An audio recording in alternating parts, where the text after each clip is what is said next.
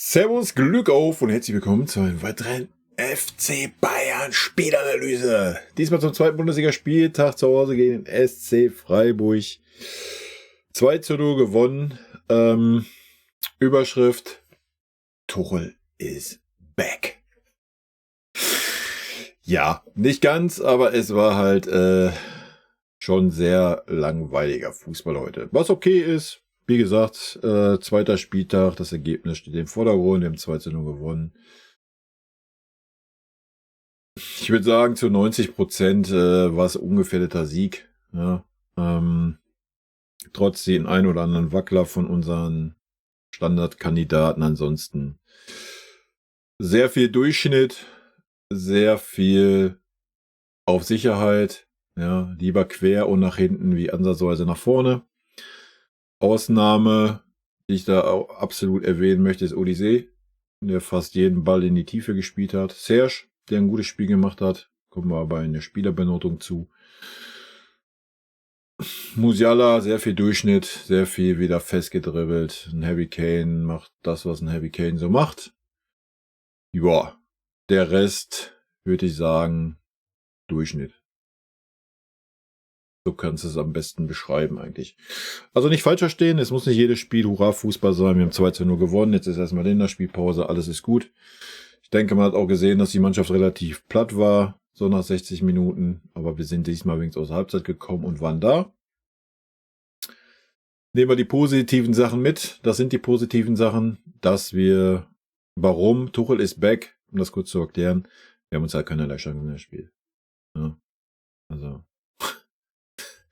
wir haben das Tor durch den Handelfmeter gemacht.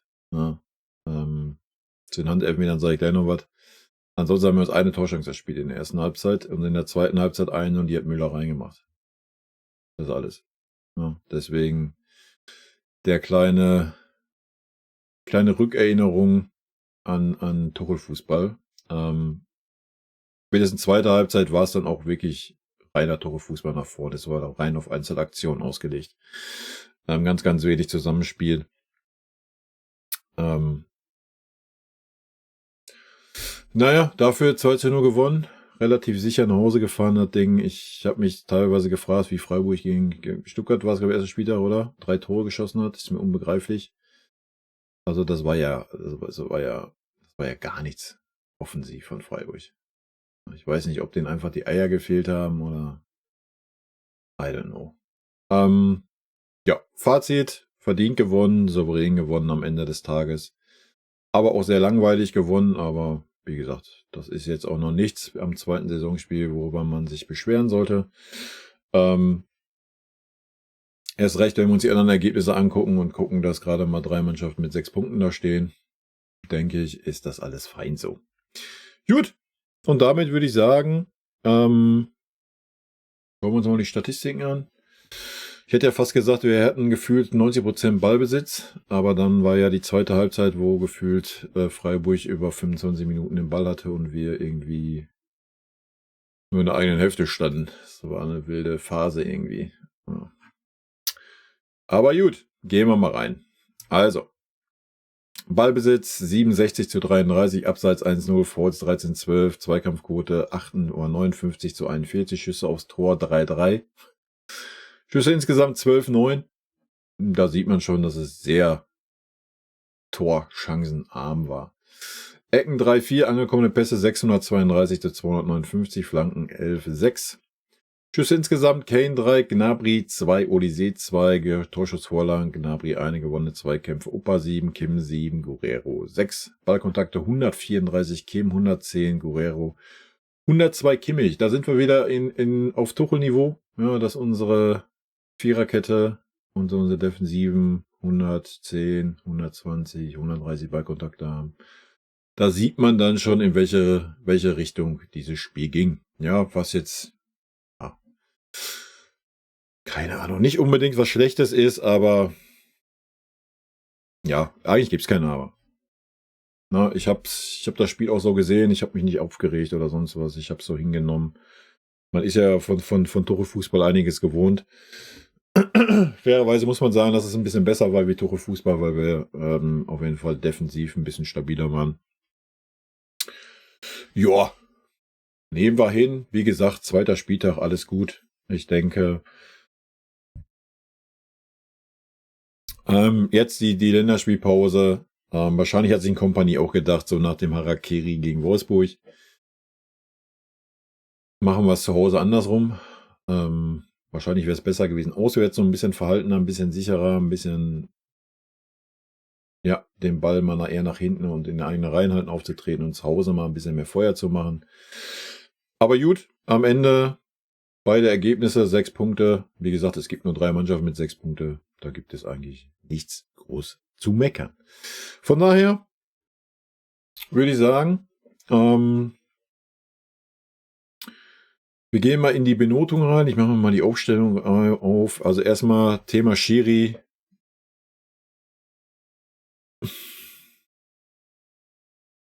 Eins, 2, 3, 10 hätten wir ein bisschen andersrum pfeifen können. Foulmäßig. Ansonsten, wenn er den Elfer für uns gibt, was ich gar nicht gefühlt habe, muss er den Elfer auf der anderen Seite auch geben. Völlig zu Recht. Ja, beides Mal war es der Arm in der Bewegung des Zweikampfes und I don't know. Wie gesagt, ich halte mich da raus. Ich komme da nicht mehr klar mit dieser, wie gesagt, dann hättest du den in Wolfsburg 3-mal pfeifen müssen. Ne? Also, keine Ahnung, ganz wild. Aber ich persönlich komme da nicht mehr mit, was das, meine Güte, was das Elfer-Handspiel-Gedöns angeht. Da bin ich raus. Gut. Note, Company, oder fangen wir vielleicht anders an. Ein paar Worte zur Aufstellung. Aufstellung hat mich persönlich enttäuscht. Ja, am Ende des Tages hat die Aufstellung den Trainer recht gegeben. Ich hätte einen Dyer und ein Palinja gewünscht.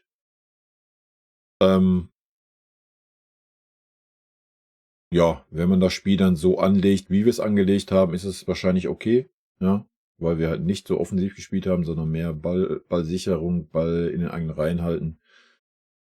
Und dann kannst du das wahrscheinlich eher machen mit den Leuten. Ich denke, das war dieser Situation geschuldet. Hättest du einen Dyer und Palinja gehabt, hättest du wahrscheinlich auch wieder das offensive Feuerwerk spielen lassen können.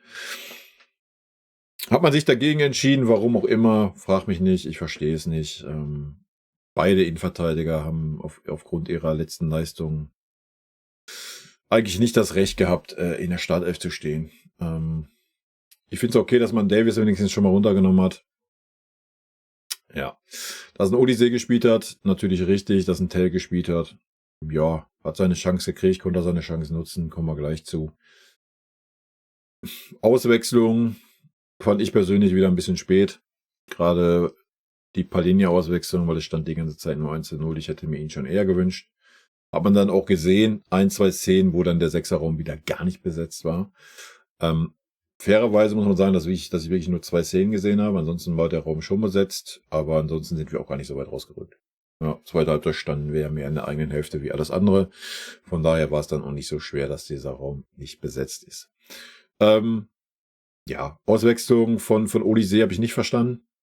Keine Ahnung, war für mich der Mann vorne, der dann die Bälle in die Tiefe gespielt hat und nicht quer oder nach hinten.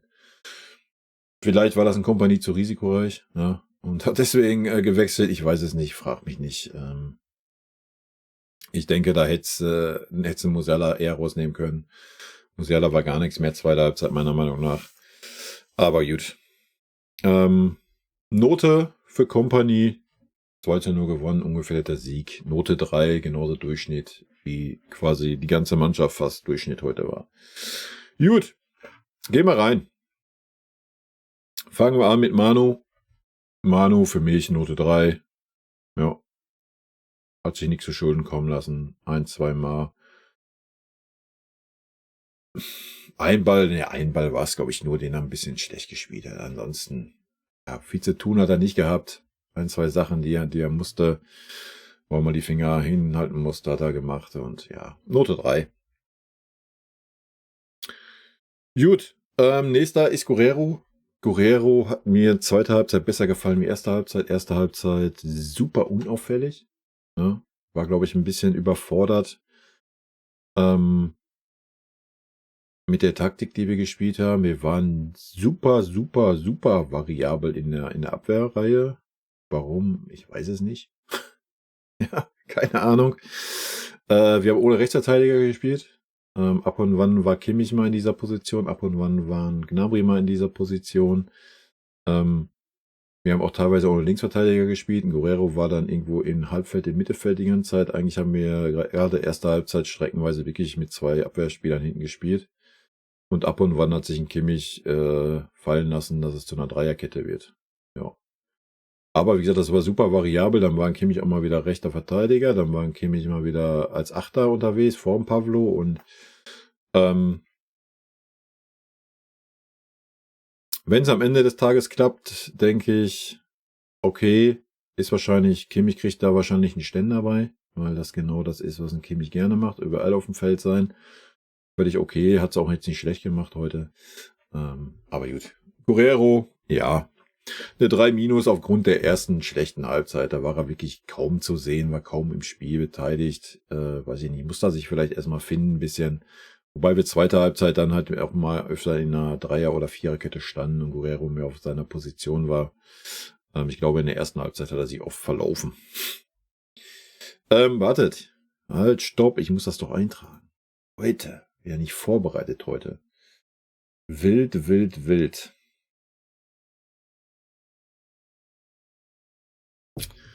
Gut. Damit kommen wir zu unserem König. König Josh der Erste. Ja, war auch eine 3-. Und warum nur eine 3-? Hat 1, 2 wilde Ballverluste gehabt oder leichte Ballverluste, 1, 2 wilde Bälle, einmal über 2 Meter den Freiburger direkt im Fuß gespielt, erste Halbzeit, zweite Halbzeit nochmal auf der Mittelposition, so einen leichten Ball hergeschenkt an Freiburg. Dann war zweimal der Sechserraum gar nicht besetzt. Ansonsten war es aber okay, ja. Hat das Spiel halt super lahmarschig gemacht, aber da würde ich den Kimmich heute gar nicht für ans Kreuz nageln. Heute war das, glaube ich, einfach die Devise vom Trainer, weil die ganze Mannschaft hat das Spiel super lahmarschig gemacht, super auf Sicherheit bedacht. Von daher sehe ich auch einen Josh bei einer 3-, bei einer 3,5. Ja. Gut, damit kommen wir zu Upamecano. Upamecano. Ja, bei der Innenverteidiger tue ich mich heute ein bisschen schwer.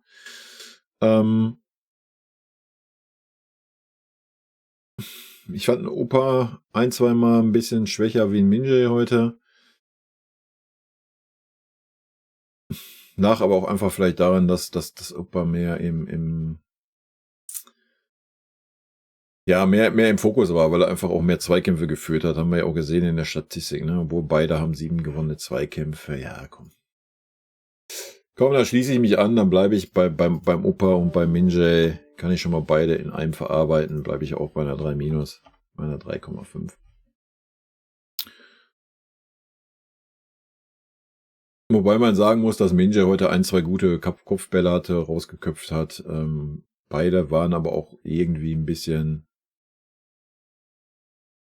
Wir haben nicht viele Szenen gesehen, wo Freiburg mal ein bisschen Druck gemacht hat, aber wenn sie Druck gemacht haben, hat man gleich gesehen. Gerade in Opa wurde 2, 3 Mal wirklich dilettantisch schon wieder überspielt. Nee, ich gehe beim Opa auf eine 4, Alter.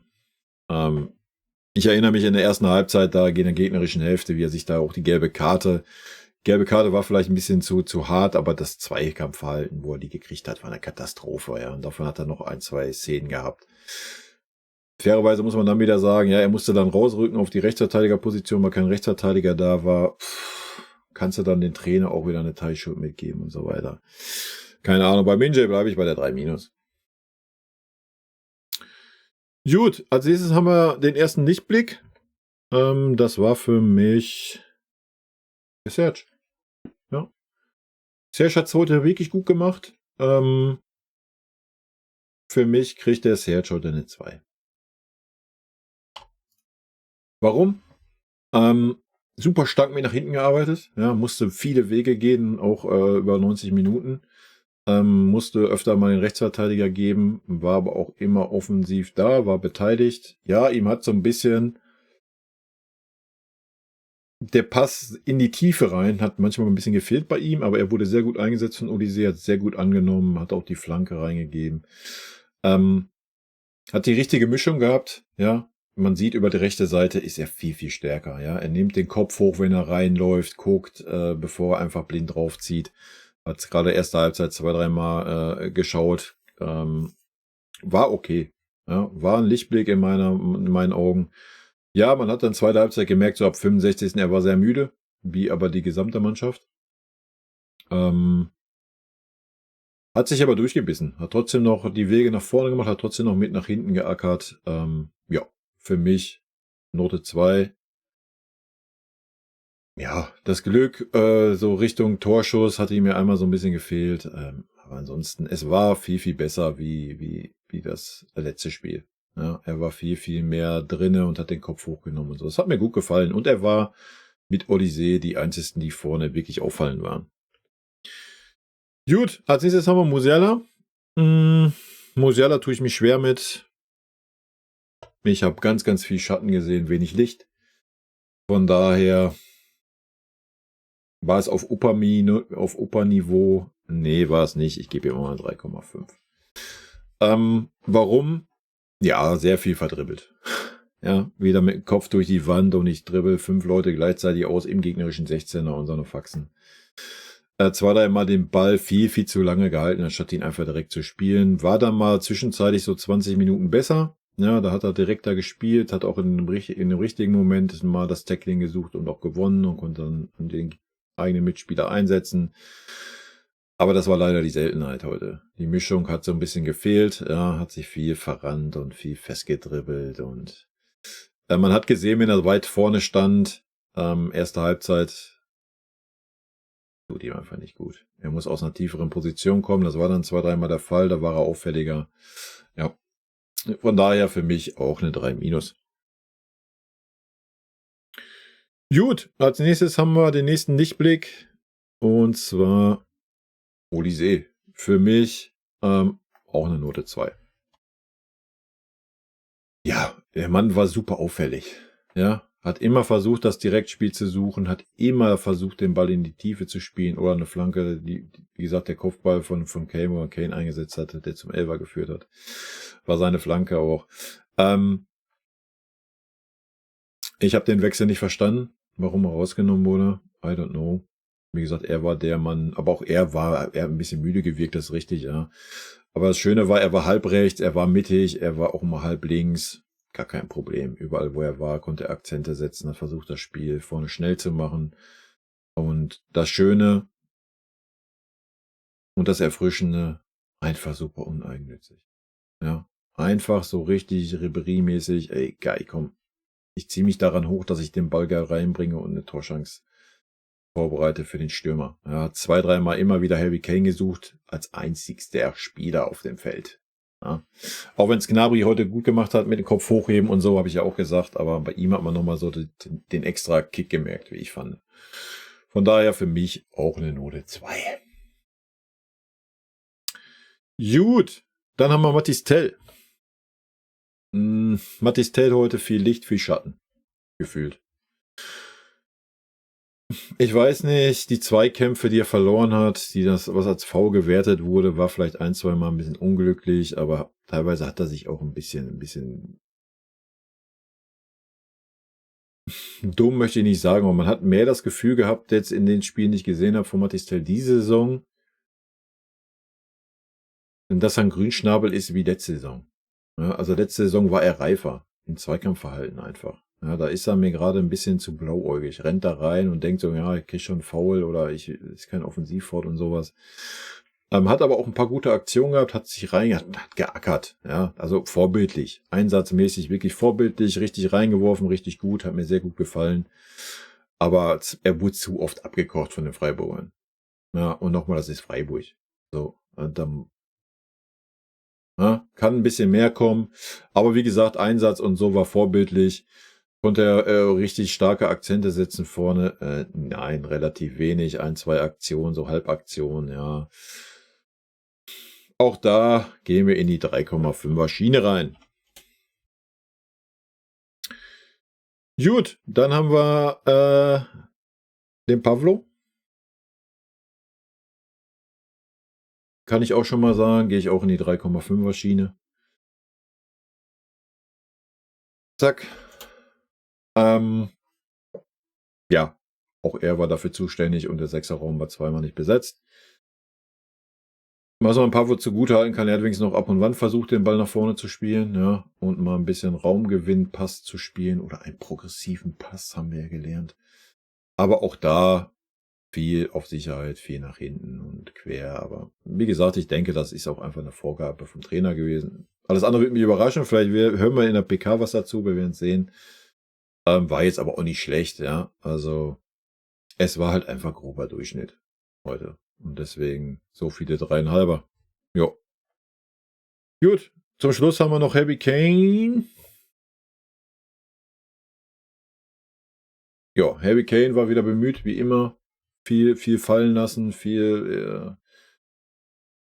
gute Spielverlagerungen gehabt. Ja, ja. Hat den Elfer dann auch souverän reingemacht. Da habe ich aber auch gar keine Kopfschmerzen mit gehabt, dass er den nicht reinmacht. Ist einfach seine Paradedisziplin.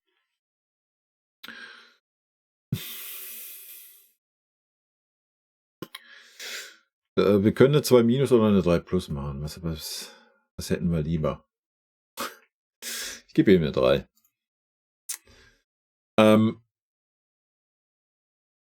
Ja, in der ersten Halbzeit, er war schon im Spiel und war auch schon auffällig, hat auch ein paar Aktionen gehabt. Aber wir haben heute generell keine Torchancen erspielt. Ja, das war, auch wenn unsere, wie gesagt, Olise und Gnabry wirklich stark waren, das war wirklich gut. Aber die klaren Torchancen haben wir uns halt trotzdem irgendwie nicht erspielt. Ne? Immer war noch ein Freiburger dazwischen mit dem Bein. Die Ansätze waren da, die Ansätze waren auch bei Harry Kane gut, gar keine Frage. Er wirkte auch frischer, wie ich fand. Ja? Das war schon gut, hat dann das entscheidende Tor gemacht, den Elfer souverän, ja. Wenn wir ihn an Harry Kane Maßstäben messen, war es eine 3 heute. Ich denke, damit sind wir fein, oder? Gut, dann haben wir noch King und Müller, die wir bewerten können. Das machen wir natürlich auch noch. Wir haben etwas mehr wie die 30 Minuten gespielt mit Nachspielzeit 35. King stets bemüht. So kann man es wahrscheinlich am besten sagen. Ja, auch da würde ich eine 3 minus geben. Oder eine 3,5, wie ihr es sehen wollt. Hat 1, 2 gute Läufe gehabt. Dann wirkte er auch schon wieder unrund. Ich weiß nicht, ob er sich schon wieder verletzt hat oder einfach keinen Bock hatte oder nicht mehr konnte. Ich weiß es nicht. Wirkte sehr unrund, hat aber auch dann, ja, hat viel versucht da in Eigenregie. Deswegen, da hatte man wieder so das Gefühl, so typisch Tuchel-Fußball, so Kopf runter, Eigenaktion und irgendwas versuchen zu kreieren.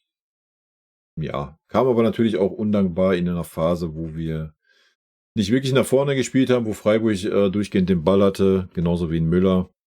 Aber Müller hat dann noch Müller-Sachen gemacht in seinem alleinigen Rekordspiel. Hat er stark gemacht, wie er den Ball angenommen hat, runtergenommen hat. Vorbereitet übrigens von Gnabry. Und dann auch schön den Fletcher auf den Boden und dann rein. Ja. Wenn wir Müller benoten wollen, sehe ich ihn. Gehen wir in den Bonus des Spiels. Nein, gib Müller auch eine 3. Warum? Weil er, bis er das Tor gemacht hat, wirklich auch 2, 3 haarsträubende Ballverluste hatte. Ja, das darf man auch nicht. Das ist halt so die Kehrseite der Medaille. Hat das Spiel dann zugemacht? Ja, definitiv. Aber wir wollen ja hier ein bisschen objektiv bleiben. Wie gesagt, er hat den Deckel drauf gemacht mit dem 2-0, weil der Deckel drauf, alles war gut. Freiburg hat dann keinen Bock mehr gehabt, da noch jetzt irgendwie ins Risiko zu gehen. Ja, war eine starke Aktion von Thomas, definitiv. Ansonsten hat er aber auch ein bisschen Ballverluste gehabt. Von daher denke ich, eine 3 passt schon. Gut, ansonsten, ich gucke mal gerade, muss ich ins Mittelfeld rein. Haben wir das super undankbare, ich weiß es nicht, 3 Minuten Nachspielzeit oder 4 Minuten Nachspielzeit. Ja, Leon ist jetzt dazu gekommen, die Zeit von der Uhr zu nehmen. Geil, oder? Das ist jetzt Leons Anspruch bei uns. Ja. Was soll ich sagen, oder? Benoten können wir es nicht, war nicht auffällig, gar nichts. War als Innenverteidiger reingekommen, hat einen Ball rausgekloppt. Alles gut. Ja, dann haben wir Palhinha, der immerhin, wenn wir Nachspielzeit mit einberechnen, 20 Minuten spielen durfte. Warum er nicht eher gekommen ist, I don't know. Fragt mich nicht. Benoten tun wir es nicht, war auf jeden Fall direkt auf der 6er-Position, hat auch versucht, sogar noch Bälle nach vorne zu spielen, das Spiel auch mal ein bisschen schneller zu machen. Hat aber auch gleich mal eine Grätsche angesetzt, hat gleich mal gezeigt, wo der Pfeffer die Locken hat, ne? Oder der Frosch die Locken. Ansonsten der 6er-Raum war besetzt, wenn Palhinha da war. Kurz und schmerzlos. Ne? Wer hätte es nur gedacht? Wer hätte es erahnen können? Ja, und als letzten willkommen back, Conny Leimer. Ja, wir haben mal wieder einen Conny Leimer gesehen. Ja, auch sehr kurz, aber er durfte sich wenigstens auch mal die gut 20 Minuten zeigen. Konnte jetzt auch nicht wirklich viel beeinflussen. War da, ist gerannt, hat geackert, ist auch durchgelaufen nach vorne, hat dann leider den Ball nicht mehr ordentlich reingespielt bekommen. Conny hat die Wege gemacht, Conny war heiß, das ist alles.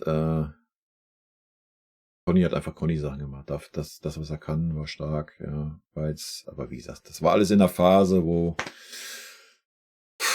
weiß ich, zweite Halbzeit war es ein super langweiliges Spiel, aus meiner Sicht. Ja, was gar kein Vorwurf irgendwie sein soll oder sowas. Aber es war einfach ein super langweiliges Spiel, Leute. Ja, also aus meiner Sicht. Da war nicht ein Aufreger drin, gar nichts, nicht ein Zucken, wo du mal gedacht hast, oh ja, jetzt kommt nochmal Pfeffer rein oder sowas. Wir standen gut hinten, alles gut. Freiburg hat den Ball gehabt, 25 Minuten gefühlt, hat keinerlei Torgefahr überhaupt ausstrahlen lassen. Ja, und dann ist das so. Ja, fürs zweite Spiel in der Saison, alles gut, kannst du so machen. Ich denke, es war gewollt, dass man einfach den Ball mehr in den eigenen Reihen behält. Alles ein bisschen tiefer ist. Ob das so gewollt war, dass man den Freiburgern 25 Minuten den Ball überlässt in der zweiten Halbzeit, weiß ich nicht. Ich denke, da werden wir vielleicht ein bisschen was zu in der PK hören. Ja, aber am Ende, wie gesagt, 2:0 gewonnen mit einer durchschnittlichen Leistung, mit auffälligen Gnabry und auffälligen Olise. Dann einen okayen Harry Kane und einen okayen Thomas Müller und den Rest der Durchschnitt war. So können wir es am besten festmachen. Ja. Gut, mehr gibt's zu dem Spiel nicht zu sagen, Leute.